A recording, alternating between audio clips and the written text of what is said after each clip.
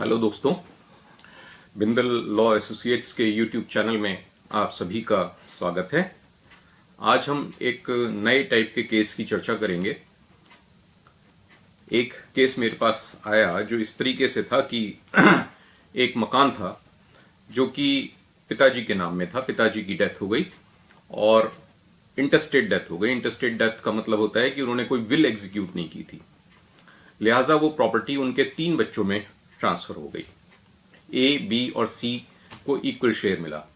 इत्तेफाक से सी जो है उस पूरे मकान को एंजॉय कर रहा था, उसमें रह रहा था और उसका कब्जा था, उसका पोजीशन था। लेकिन ए और बी ने क्या किया कि अपना शेयर, रेस्पेक्टिव शेयर 1/3 किसी तीसरे आदमी को बेच दिया। तीसरा आदमी वो था जो कि फैमिली का हिस्सा नहीं था, बल्कि फैमिली से बाहर का व्यक्ति था, कोई थर्ड आदमी।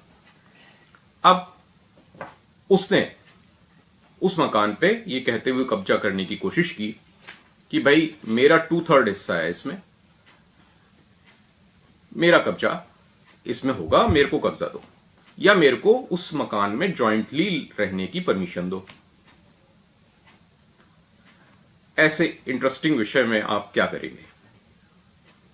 बात तो सही है, उसने 2/3 हिस्सा खरीद लिया। अब वो 2/3 हिस्से का तो मालिक है ही, और उतने हिस्से में वो रह सकता है? नहीं रह सकता है। कानून ये कहता है, section 44 of transfer of property act ये कहता है कि इस तरह का कोई भी ट्रांजैक्शन अगर होगा तो वो प्रॉपर्टी में जॉइंट पोजीशन का एंटाइटल्ड नहीं होगा। अगर वो अनडिवाइडेड शेयर है और ड्वेलिंग यूनिट है। ड्वेलिंग यूनिट का मतलब रेजिडेंशियल यूनिट, जिसमें कोई आदमी रहता हो, कोई परिवार रहता हो।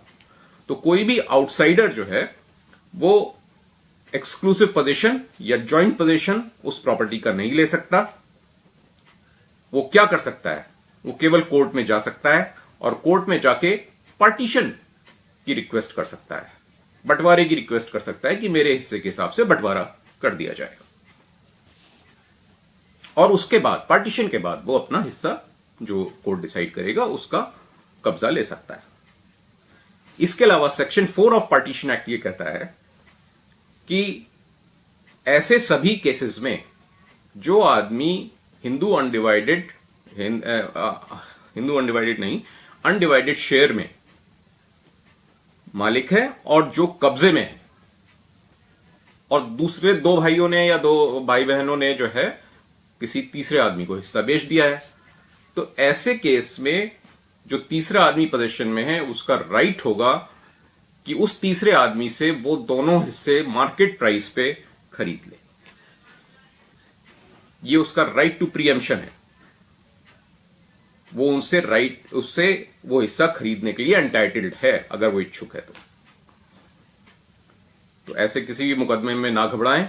कानून ने पूरा प्रोटेक्शन आपको दिया है, इस प्रोटेक्शन का पूरा फायदा उठाएं। Thank you so much.